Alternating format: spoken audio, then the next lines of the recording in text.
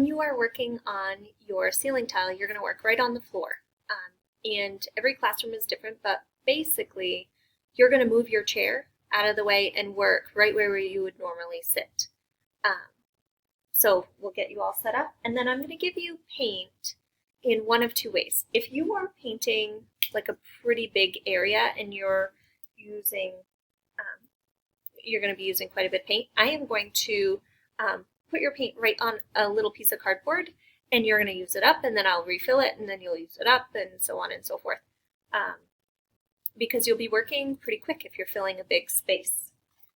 If you are working on tiny details and you are using a color for a little bit, but it's a color that somebody else might need, like in a couple days, I will have these little cups with color in them, and you'll have a smaller brush because it'll be small things. You'll use that color, and then we'll cap this and set it for a few days, and then somebody else can use that color too. So these ones will be kind of for small things and to use the paint until it's gone, because one issue with doing small details is usually you take too much paint.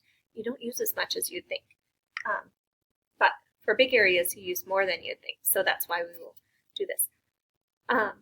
You are going to kind of use your paintbrush to scoop paint for big spaces.